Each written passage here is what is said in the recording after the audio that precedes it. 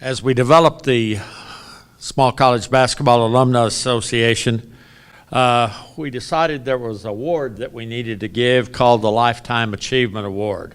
Let me read you the criteria for that award.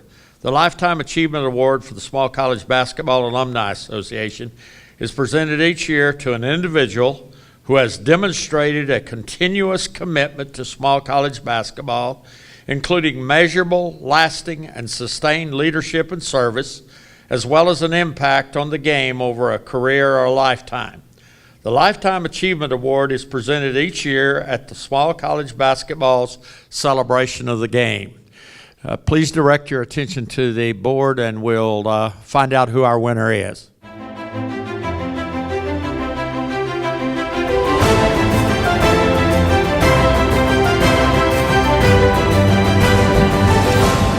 I want to congratulate John Hudson on becoming the first Lifetime Achievement Award winner for small college basketball. I first met John about 47 years ago in Oklahoma when he was the assistant coach at Oklahoma Baptist University. John was an excellent recruiter with a dynamic personality, and of course Oklahoma Baptist had a great program. After his years as assistant coach at Oklahoma Baptist, he became the first head coach at a new program at the University of Science and Arts of Oklahoma. You know, you probably influenced my life more than anybody.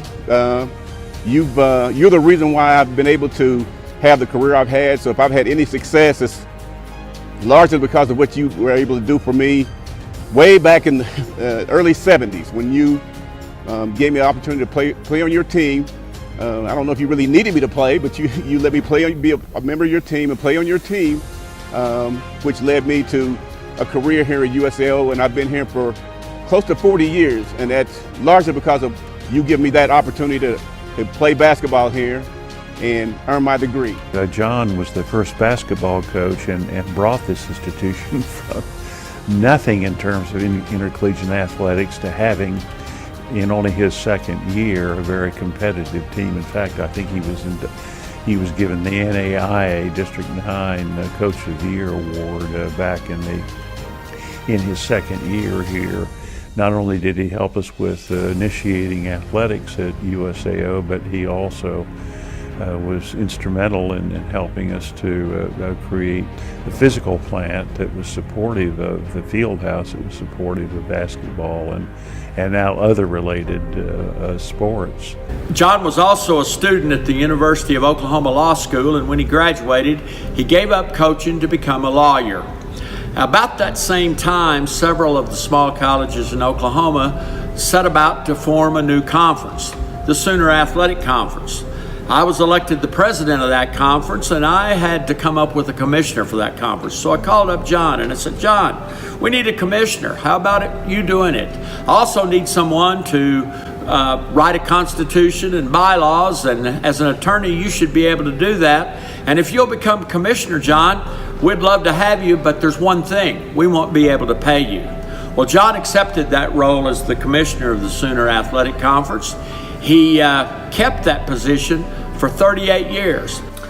My name is Dan Hayes, and I've been a small college basketball coach in the state of Oklahoma since 1975. My last 33 years as a head coach, I was at Oklahoma Christian University, and John Hudson was our commissioner of the Sooner Athletic Conference. We just call John the commish. He's one of the most important basketball people in the state of Oklahoma, definitely at the small college level, but obviously at all levels of basketball.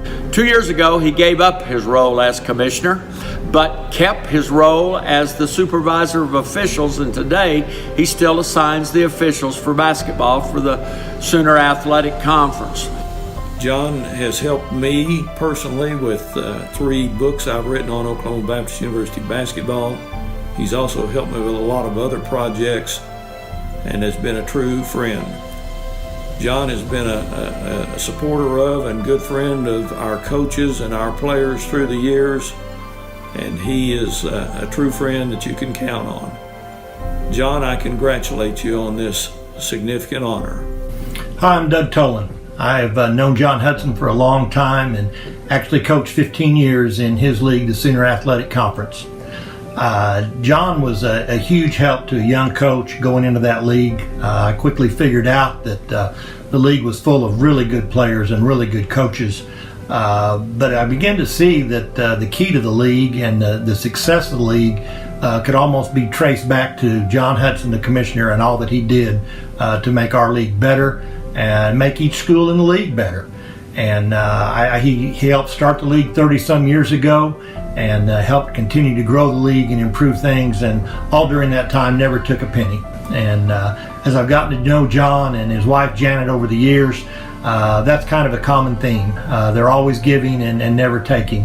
The number of people that they help beyond basketball in many walks of life is kind of amazing. So I think John is well deserving of this honor. In fact, I can't think of anybody better to be rewarded with the Lifetime Achievement Award from small college basketball. So congratulations, John, and thanks for all you've done for all of us over the years. I've known John Hudson for 47 years. We met in 1971 when I arrived at Oklahoma Baptist University as a transfer from Crowne College to play basketball for the Bison. Those of us who have been engaged with him over the years have found that we are drawn alongside him because of his commitment to us, and through us, his commitment to the game. That has translated now into a literal lifetime of commitment and has resulted in this Lifetime Achievement Award. John is a great lover of small college basketball. He has a record of attending the NAIA National Tournament in Kansas City for over 50 years. Anytime you see small college basketball played in the state of Oklahoma or any of the surrounding area, you're liable to see John at the games. John, we're proud of you. We're glad you won the first Lifetime Achievement Award for small college basketball. You are as deserving as anyone I know. Thank you.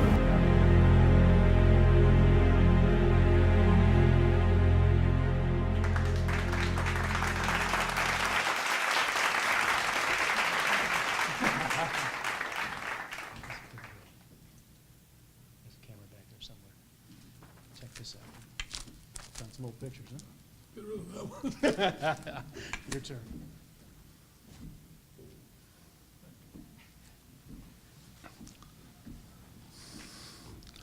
I think I've been had.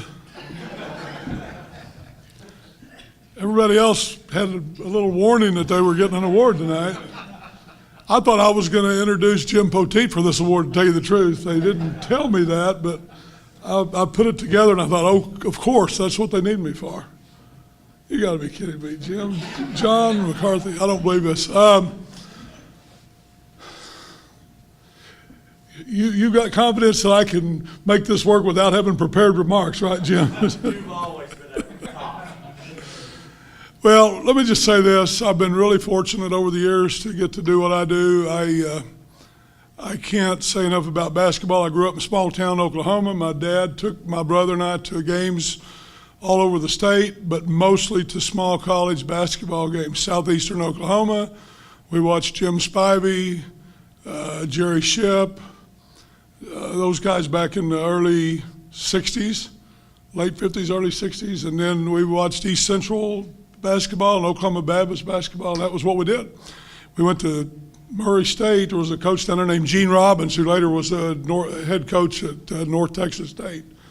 So we grew up with that. I got fortunate enough. I wasn't a very good basketball player, but I got to sit on the bench. So I learned a lot watching the game, and then when I was a senior in college, I went through in 3 years. I was kind of in a hurry. I'm not sure why, but my coach said, would you like to sit over here in your street clothes instead of in your uniform and warm up, never take it off? And I said, sure, that sounds like a good deal to me. So I got to wear my street clothes my last year and be a student assistant, I guess. And then I started law school the following year and came back after 1 year of law school and was an assistant coach for 2 years. So I got a taste of it. And then I graduated from law school, and all fired up to be a lawyer, and I found out I could make more money being a college basketball coach than I could be being a lawyer. I thought that was kind of bad. So after my law school graduation, my wife's parents and my parents, we took them all out to dinner and broke the news to them that I wasn't going to be a lawyer, I was going to be a basketball coach. And I took a job at one of the small schools in Oklahoma and did that for 2 years. But I'll tell you something about basketball. It's a great sport. I've been fortunate to be around it for a long time. But what makes it really good is the friends you make and the people you learn, you meet over the years, and that you become acquainted with, and then you develop relationships with. I don't know if you remember the young man that was on the screen up here a while ago. One of several, obviously, but Briscoe McPherson played on my very first team as a head coach, and the 2 years I was a head coach, he was on my team. And what really does it for you is to see that kid mature, grow up, graduate from college, first one in his family to ever go to college, much less graduate, out of like 6 or 7 kids. And then he later got his master's degree, went back and became an assistant coach, later became the head coach at his alma mater. And in I may get the years wrong, 2001, I want to say, won the NAI National Championship, Division I National Championship. Now that makes you feel good. You see something like that you had a little bit to do with it, not much, but a little bit. I don't even know where to start here. I feel really honored to be here tonight in a room with a bunch of very successful coaches. Harry, it's good to see you, and in your career, I feel really inadequate because in 2 years, I'm not going to talk about my one-loss record combined for those 2 years. Second year was pretty good, but Jim Poteet didn't misrepresent it too bad on the Sooner Athletic Conference. He did ask me to write up a constitution. He said, "You're a lawyer, you ought to be able to do that." And I said, "Well, if you have one I can look at, I can probably plagiarize it." And he gave me one, and I did. And the true story is I showed up at the meeting when they had the organization meeting, brought copies of the Constitution for all these guys to look at. There were 5 schools back then. Veteran coaches, Jerry Jobe, Jim, Gene Davis, to name 3, Bob Wilson, who was a Vanguard. Some of you NAI guys remember Bob. But that room, we were sitting there, and all of a sudden I heard my name, and I said, "What?" And they said, "Oh, we just elected you the commissioner." I said, "You're kidding me. What do I have to do?" They said, "You don't have to do anything." Okay, that's fair. They said, "We're not going to pay you." So I will say this about Jim. He held true to his word that they never did pay me. So the part about not having to do anything changed a little bit, I think, over the years. But it was a lot of fun. It was a labor of love, and I really was fortunate to get to do that. So I don't think that anybody that has that opportunity can pass that up to get to be around the game. It's the greatest game in the history of sports, bar none. And my whole life's been basketball. And I've been fortunate at the kind of the tail end of my basketball career's somewhat over. I'm still assigning officials. I think the only reason I'm still assigning officials for the Sooner Athletic Conference is they never paid me before, so they're still not paying me. And so some of you guys that are in conferences, you know that those guys all get paid. But I've been real fortunate the last couple of years. I've actually ended up representing as a lawyer my first NBA player, and I've never done that before. And I now have 2. And anyway, so I've been just like when John McCarthy said a while ago that he was the luckiest guy in the world, he felt that way. He was wrong. He hadn't been around long enough. I'm the luckiest guy. You'll be there someday, but I'm ahead of you. I've been luckier longer than you have, John. What a great guy to get involved in small college basketball. When I met John the first time, I sensed his enthusiasm about everything. Back then it wasn't small college basketball, it was NAI. But he's been very, very driven in this quest to make this a big deal, and we can't thank John enough. And anyway, you didn't come to hear me talk tonight, so thank you guys very much. And they tricked me into this.